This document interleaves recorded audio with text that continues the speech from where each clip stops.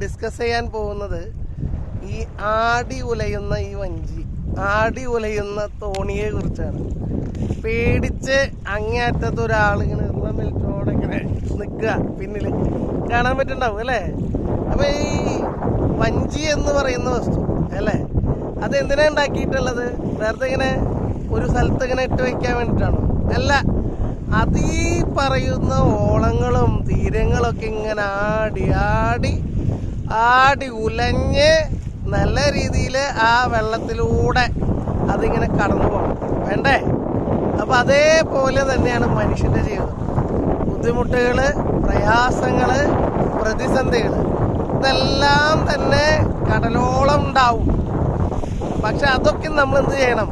നമ്മൾ തരണം ചെയ്യണം. അതാണ്.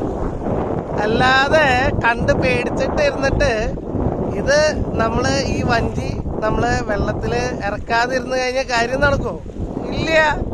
അപ്പൊ തീർച്ചയായിട്ടും അങ്ങനെ ഉണ്ടാവണമെങ്കിൽ നമ്മളെ സംബന്ധിച്ചിടത്തോളം ഇതേപോലെ നമ്മുടെ ജീവിതത്തില് കുറെ കഷ്ടപ്പാടുകൾ ഉണ്ടാവും, ദുഃഖങ്ങൾ ഉണ്ടാവും, ദുരന്തങ്ങൾ ഉണ്ടാവും, ദുരിതങ്ങൾ ഉണ്ടാവും.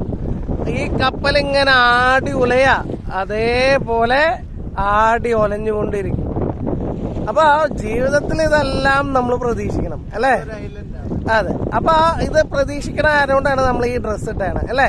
ഇതെന്താ അത്? ഇതൊരു സേഫ്റ്റി പ്രിക്കോഷനാണ്. അപ്പൊ നമ്മുടെ ജീവിതത്തിലെ പ്രശ്നങ്ങളൊക്കെ ഉണ്ടാവാം അല്ലെ. ഒരു വേഴ്സ്റ്റ് കേസ് ഉണ്ടെങ്കിൽ രക്ഷപ്പെടാൻ വേണ്ടിയിട്ടാണ് നമ്മൾ ഈ ഒരു സേഫ്റ്റി എന്ന് പറയുന്ന പ്രിക്കോഷൻസ് ഒക്കെ ഉപയോഗിക്കുന്നത്. അപ്പൊ അതേപോലെ നമ്മുടെ ജീവിതത്തില് ഏത് തരത്തിലുള്ള പ്രശ്നങ്ങളും പ്രതിസന്ധികളും ദുഃഖങ്ങളും ദുരന്തങ്ങളും എന്തൊക്കെ ഉണ്ടെങ്കിലും അതൊക്കെ നമ്മള് ഈ കടലിന്റെ മീതെ ആടി ഉലഞ്ഞു പോകുന്ന പോലെ നമ്മള് തരണം ചെയ്ത് പോസിറ്റീവ് ആവണം അല്ലെ. ബി പോസിറ്റീവ് എന്നാ പറയും. അതുപോലെ നമ്മുടെ ലൈഫില് നമ്മൾ മുന്നോട്ട് പോണം. റിസ്ക് എടുക്കാമേ നമുക്കൊന്നും ചെയ്യാൻ പറ്റില്ല. റിസ്ക് ഉണ്ടാവണം. കാൽക്കുലേറ്റഡ് റിസ്ക് എന്നാണ് നമ്മൾ അതിനെ പറയാം. അങ്ങനെ കാൽക്കുലേറ്റഡ് റിസ്ക് ഒക്കെ നമ്മൾ നമ്മുടെ ജീവിതത്തിൽ വെച്ച് മനോഹരമായിട്ട് കണ്ടില്ലേ ഇങ്ങനെ ആടി ഉലയാണ് കേട്ടാ, അങ്ങോട്ടും ഇങ്ങോട്ടും ആടി ഉലയാണ്. അപ്പൊ അങ്ങനെ ആടി ഉലയുമ്പോഴും നമ്മൾ എന്തുണ്ടാവണം? നമ്മള് സ്റ്റേബിളായിട്ട് നിൽക്കണം. ജീവിതത്തിൽ നമ്മള് സക്സസ്ഫുൾ ആയിട്ട് ഇതേപോലെ മുന്നേറണം. അപ്പൊ അവിടെ നമുക്ക് അവിടെ ഒരാള് നമ്മുടെ സുഹൃത്ത് അല്ലേ, അയാളുടെ പേരെന്താ?